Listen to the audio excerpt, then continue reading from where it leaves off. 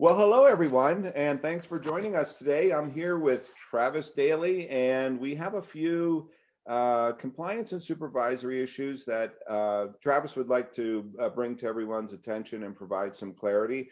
And then I'll cap it off with talking a little bit about at least what I know at this point, about live meetings that were previously scheduled and still scheduled for 2021, and hopefully give you some insight on that. So Travis, thanks for joining us today. Thank you very much. Travis, I'm going to jump right in and put you right to work here. Question number one. I know there's changes that are affecting the EIAs and the FIAs, the indexed annuity portfolios. Can you outline what our advisors need to know to comply with these changes? Yeah, absolutely. So, unlike at Signator, FIAs, EIAs did not require pre-approval here at Royal Alliance. And as of January 1 of this year, they do require pre-approval. And so I think the easiest way to kind of remember this is that, basically anything with any product with the word annuity in it is going to require pre-approval. That's at least how I remember it. Except for pure fixed annuities. And, as long as they're purely fixed, that is not something that requires home office approval. Awesome. So something you'd write with your local BGA or through the core group, Highland Capital, whatever. That's correct. Yes. All right. Awesome. Well, again, moving along to the direct blotter now, changing topics just a little bit, but somewhat related. Do the advisors need to worry about this if the initial purchase is requiring pre-approval, like with the EIAs, FIAs, and variable annuities? Do they need to worry about the direct blotter? They do not. So when something is submitted for pre-approval, the home office does blotter that business. So what I would say is if it requires pre-approval, it's going to be blottered for you on the initial side. What you do have to remember, though, however, is unlike TFA and Signator, additional purchases into these products, EIAs, FIAs, variable annuities, they do require a direct blotter on the direct business blotter.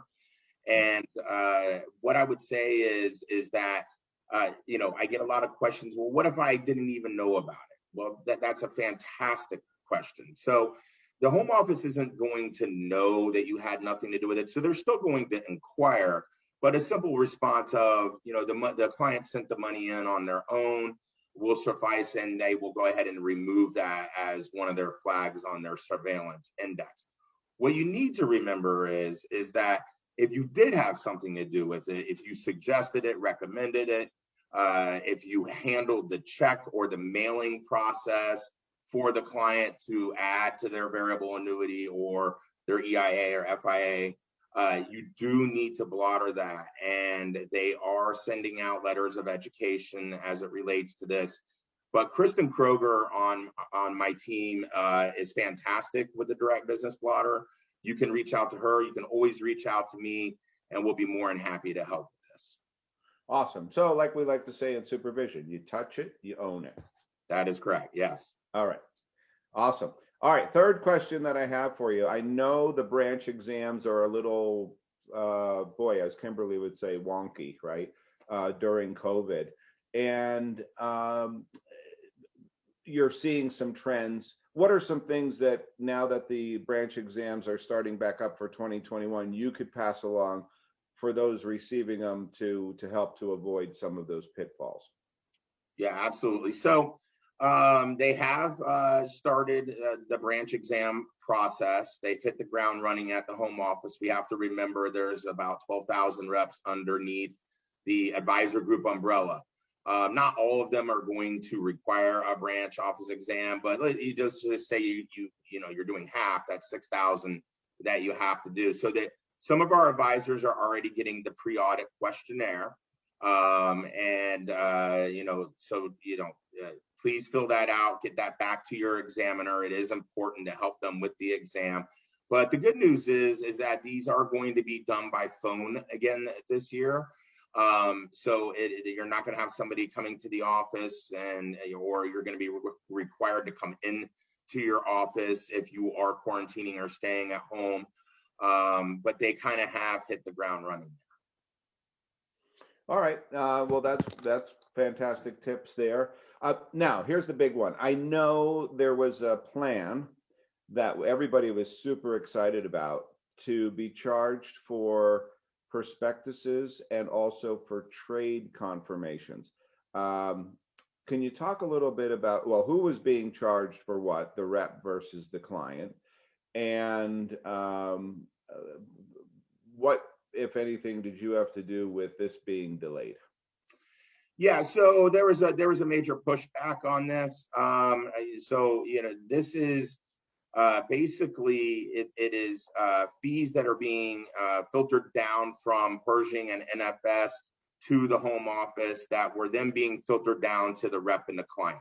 So it was going to be $1.50 per confirm, a trade confirm, and that was going to be charged to the client.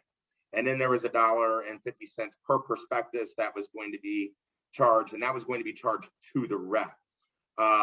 So just a little bit of a story, personal story, if you will. I personally have a UMA account with Royal Alliance, and I remember the first time my money was invested into the strategy, the poor mailman showed up with a rubber band full of wrapped around a bunch of prospectuses, and I was like, gee whiz, how do I stop this from happening? So I figured out, by logging into the equipped portal that I could go in and select e-delivery. And I stopped it immediately because I just didn't want any of that stuff showing up to the house. Now I am kind of old school, so I did select, that I do want my, tax information to come to the house, but everything else I chose e-delivery for. So what I would say is while we got a reprieve on this, and this was due to go into effect on February 15th, which is this coming Monday. So that was relatively quick. We did get a reprieve. There has not been a date that has been issued yet when this will go into effect. So what I would say is please, get with your clients and get them to select e-delivery for those. I would say at least their confirms and their prospectuses. Yeah, well, it makes a lot of sense. And I know there was a couple of glitches with the eQuip system that they're working out, the kinks. In other words, if you selected certain things, maybe they were putting everything to e-delivery, but now you can isolate and receive your tax forms vis-a-vis paper.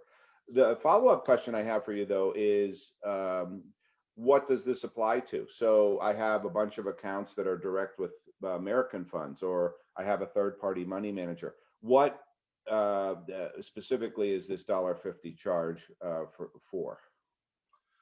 So, I mean, it's only things that are custodied at NFS and at Pershing. So if you have any, direct products with other vendors, and I've gotten this question quite a few times, those were not going to be affected. It is only things that are on the Pershing and NFS platform. So we're one of the largest asset mark offices out there, OSJs out there with assets under management. They're not affected by this if you're using the Asset Mark Direct program. That's correct. Yep. Okay. All right. Well, Travis, thank you so much. I just want to touch on the meetings, at least what I know about. Several meetings were canceled. The Women's Forum, the advisor meeting, recognition meeting for May was canceled. There's another one in Quebec scheduled for July that has not been canceled as of yet, but frankly, I'm kind of feeling that it will be. And then we have the Connect Ed meeting, which was one of the last times we've gotten together as a group at the Nashville Connect Ed. So that meeting's scheduled for the Mandalay Bay in Vegas in October 17th through the 20th. We're pretty optimistic that with the vaccination program, et cetera, that we'll have a large turnout at that meeting, and it will be, in fact, a live meeting. So we're hopeful, we're optimistic, but we also understand the safety protocols and everything surrounding COVID. So if it happens, great. I'm so excited for it to happen, and it's overdue. But if it doesn't happen, we'll certainly have a get together at the next meeting.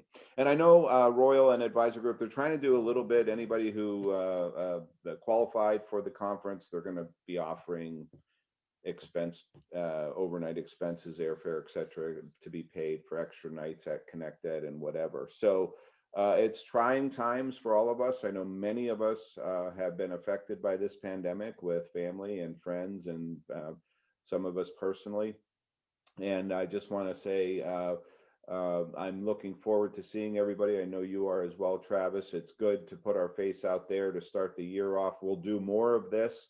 And for everybody affiliated, all of you independent advisors affiliated with IFG, we appreciate you.